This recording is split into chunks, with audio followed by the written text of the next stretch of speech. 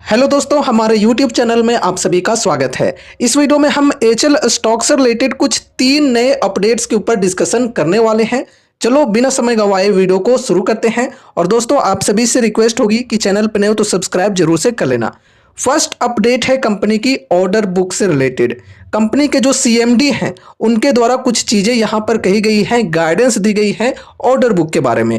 तो देखो यहाँ पर कही जा रही है, Hindustan Aeronautics Limited expects order book to reach RS 2.5 lakh crore in 6 months.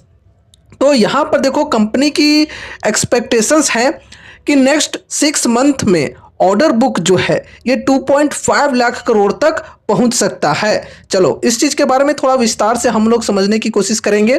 The company has received orders worth RS 55,000 crore in the first 9 months of the physical year. तो देखो ये जो FY25 हमारा चल रहा है, इसमें 9 मंथ्स के अंदर कंपनी को अप्रोक्सीमेटली 55,000 करोड़ के ऑर्डर्स रिसीव हुए हैं and is expecting to close orders worth another 1.2 lakh crore in the next 5 to 6 months, including the present orders.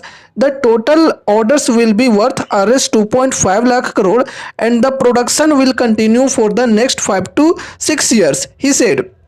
तो देखो दोस्तों, यहाँ पे अभी हमने रिसेंट के ऑर्डर्स के ऊपर डिस्कशन किए हैं कि FY25 में 9 मंथ्स में 55,000 करोड़ के ऑर्डर्स कंपनी को रिसीव हुए हैं।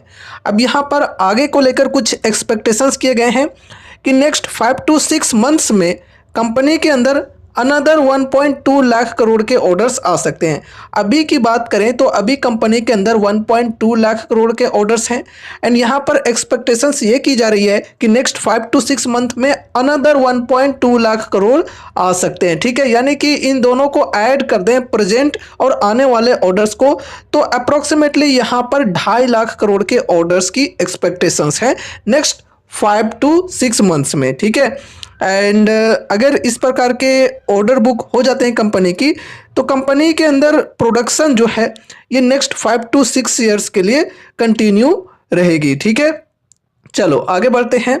अब देखो यहाँ पर जो ये एक्सपेक्टेशन है कंपनी की, इसमें कुछ 2 बड़े ऑर्डर्स को लेकर इस प्रकार की एक्सपेक्टेशंस हैं। ठीक है, ये 2 बड़े ऑर्डर्स मिलने की चांसेज हैं और इस वजह से इतनी हाई एक्सपेक्टेशंस हैं कंपनी की। ठीक है, देखो आगे कही जा रही है, we are actively pursuing 2 major contracts. One is for 97 light combat aircraft Tejas and 156 light combat helicopters यानी कि प्रचंड। तो दोस्तों देखो, रिसेंटली अगर हम इससे पहले की बात करें तो 87 तेजस मार्क 1 एयरक्राफ्ट्स के लिए ऑर्डर्स मिले हुए हैं कंपनी को, जिसकी डिलीवरी अभी तक एक भी नहीं हुई है।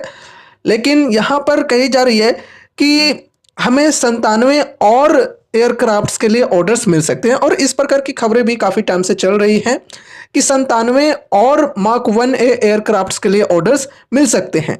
तो मैनेजमेंट के द्वारा भी ये चीज़ें कही जा रही हैं कि 97 और भी मार्क 1 एयरक्राफ्ट्स के लिए ऑर्डर्स मिल सकते हैं। साथ ही साथ 156 लाइट कॉम्बैट हेलीकॉप्टर्स जो कि प्रचंड है, इनके लिए भी ऑर्डर्स मिल सकते हैं। तो ये कुछ बड़े 2 कॉन्ट्रैक्ट्स हैं यहाँ पे। Both are in the advanced stages of negotiations. तो ये जो दोनों कॉन्ट्रैक्ट्स हैं इसमें एडवांस्ड स्टेज ऑफ नेगोशिएशंस अभी चल रहे हैं एंड आगे कही जा रही है, we are hoping to close them in the next 5 to 6 months he added. ठीक है, तो ये कुछ चीज़ें कही गई हैं सीएमडी के द्वारा। चलो देखते हैं आगे चलकर क्या कुछ होता है। वैसे अभी भी ऑर्डर बुक जो है कंपनी की ये बढ़िया है। नेक्स्ट अपडेट को डिस्कस करते हैं। तो नेक्स्ट अपडेट यहाँ पर मार्क 1 एयरक्राफ्ट्स की डिलीवरी को लेकर है। यहाँ पर देखो कही जा रही है, ये भी सीएमडी के द्वारा ही कही गई है, will deliver all LCA Mark 1 as by 2031 से 32। ठीक है, सेज HL CMD। तो HL CMD के द्वारा ये चीज़ें कही जा रही है कि 2031 से लेकर 32 तक सभी मार्क 1 एयरक्राफ्ट जो हैं वो हम लोग डिलीवर करेंगे। ठीक है, तो ये हुई सेकंड अपडेट। अब यहाँ पर हम थर्ड अपडेट को डिस्कस करते हैं, जो कि बेसिकली एक निगेटिव अपडेट है। ठीक है, अपडेट हम इसे नहीं कहेंगे, बस यहाँ पर एक कमेंट्री कहेंगे। तो यहाँ पर देखो कही जा रही है क्या हेडलाइन में, इस समय मुझे भरोसा नहीं है क्या कहकर वायुसेना चीफ ने एचएल की टेंशन बढ़ा दी।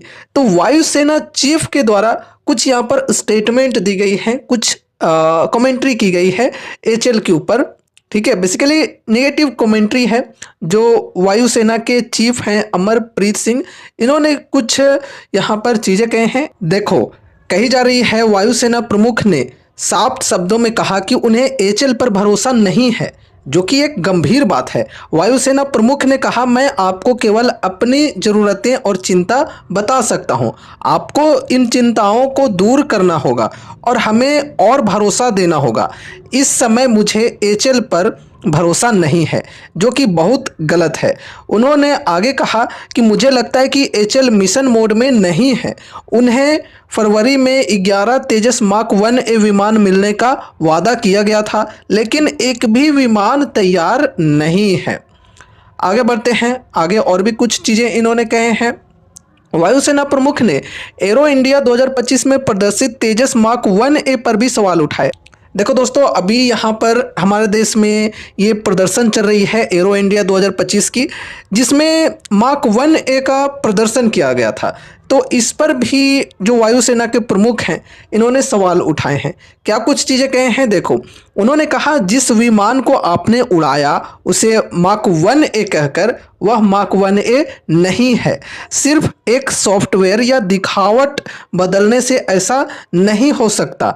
जब हथियार और क्षमता आती है तब वह मार्क 1A होता है। उन्होंने निराशा जताते हुए कहा, मज़ा नहीं आ रहा है। तो कुछ इस प्रकार की चीज़ें इन्होंने कहे हैं। डेफिनेटली कंपनी के लिए तो यार बुरी बात है कि कंपनी के ऊपर भरोसा नहीं है वायुसेना चीफ को।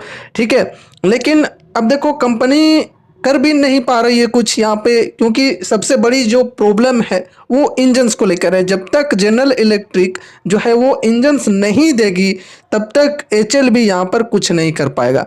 तो एक बड़ी डिपेंडेंसी है इंडिया की, या फिर कहें एचएल की, मार्क 1A एयरक्राफ्ट्स की इंजन्स को लेकर। ठीक है, तो देखते हैं। मार्च में तो ऐसे डेडलाइन दिया गया था कि मार्च में फर्स्ट 2 इंजन्स डिलीवर किए जा सकते हैं जनरल इलेक्ट्रिक के द्वारा एचएल को, लेकिन देखते हैं क्या कुछ चीज़ें होती हैं आगे चलकर। तो दोस्तों, ये रहे कुछ 3 अपडेट्स एचएल से रिलेटेड। उम्मीद है कि इस वीडियो के माध्यम से आपको कुछ यूजफुल इन्फॉर्मेशंस मिले होंगे। और हाँ दोस्तों, यहाँ पर हमने जो भी चीज़ों को डिस्कस किया है वो सिर्फ और सिर्फ एजुकेशनल पर्पस से किया है। इस वीडियो को देखने के बाद अगर आपको कुछ भी इंटरेस्ट लगता है तो फिर आपको अपने तरफ से भी कुछ स्टडी एंड एनालिसिस करनी है। और अगर आपके फाइनेंशियल एडवाइजर्स हैं तो उनसे एक बार कंसल्ट जरूर से करना है कोई भी डिसीजन लेने से पहले। तो मिलते हैं अगले नए वीडियोज़ के साथ, तब तक के लिए बाय बाय।